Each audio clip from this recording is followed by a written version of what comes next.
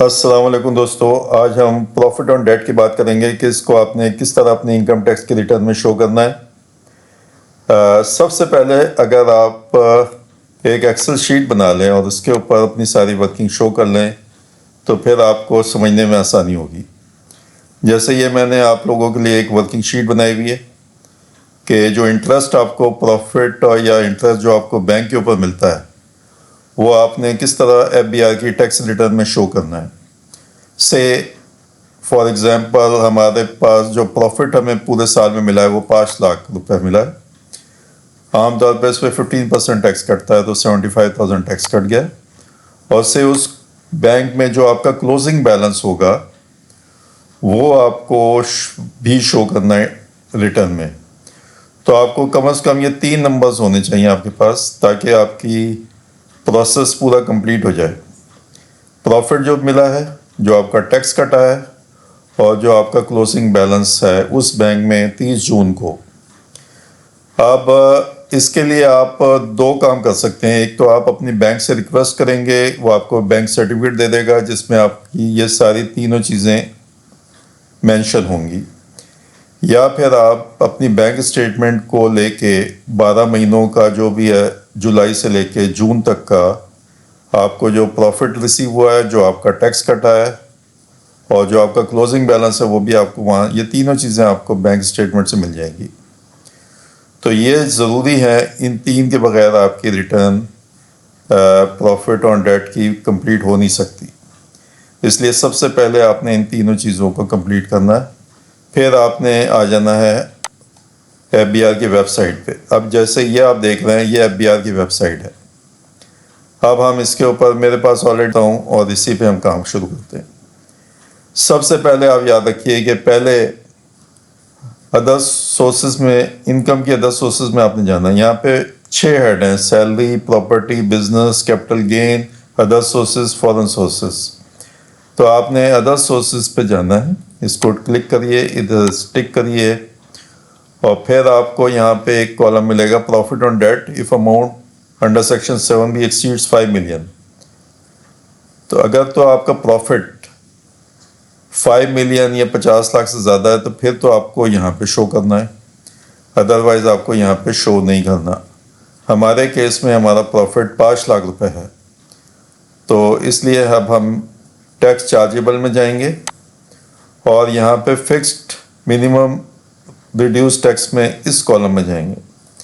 इसको आप क्लिक करेंगे और फिर आपको ये एक फॉर्म मिलेगा जिसमें बहुत सारे हेड्स ऑफ अकाउंट आ रहे हैं। इसमें अब आपको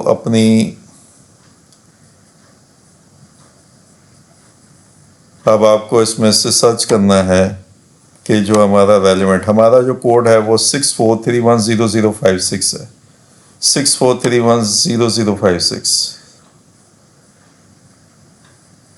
तो अब हम सर्च करते हैं 64310056।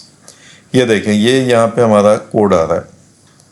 अब यहाँ पे हमने ऑलरेडी एक बैंक अकाउंट यहाँ पे खोला हुआ है। अगर आपको खोलना नहीं आता तो मैं आपको यहाँ से डिलीट करने के बाद फिर बता देता हूँ कि 64310056 profit on debt amount not exceeding 5 million. अब आपने सबसे पहले क्या करना है कि आपने यहाँ पे एक आईबन लिखना है। आईबन होता है जो आपको बैंक से मिलता है, जो आपके पूरी कंप्लीट उसमें डिटेल होती है बैंक की और आपके अकाउंट नंबर की। से आपका जो भी आईबन है, मैं भी एक फिक्टिशियस आईबन लिख रहा हूँ ताकि हम आगे चल सकें। से ये आपका एक आईबन है और यहाँ पे आपने लिख देना है कि से HBL जो भी आपका बैंक है, सेविंग्स अकाउंट। तो इतना काफ़ी है। अब इसके बाद आप इसको सबमिट करेंगे। जैसे आपने सबमिट किया, आप देख सकते हैं यहाँ पे ये बैंक अकाउंट और ये HBL सेविंग्स अकाउंट आ गया। अब आपने सबसे पहले यहाँ पे जो आपकी इनकम हुई है, जो आपको प्रॉफिट मिला है, वो आपने एंटर करना है यहाँ पे। जैसे हमारे केस में 5 लाख हमें प्रॉफिट हुआ था और उसके ऊपर हमारा टैक्स, आप ये देख सकते हैं, टैक्स कलेक्टेड 75,000 हमारा टैक्स कट चुका है उसके ऊपर। अब हम इसको ये करके एंट्री करके कैलकुलेट करेंगे। तो बहरहाल ये हमारी एंट्री यहाँ पे कंप्लीट हुई। अब हम इसके बाद क्या करेंगे, कंप्यूटेशन में जाएंगे और देखेंगे कि क्या हमारी कोई टैक्स लायबिलिटी तो नहीं बन रही। आप देख सकते हैं यहाँ पे कोई टैक्स लायबिलिटी नहीं। इसके बाद जो अगला स्टेप है, हमने पर्सनल एक्सपेंसेस में जाना है और यहाँ पे आप देख सकते हैं रेंट रेट एंड टैक्सेस है 7052। आप यहाँ पे एंटर कर सकते हैं जो आपका टैक्स कटा हुआ है 75,000।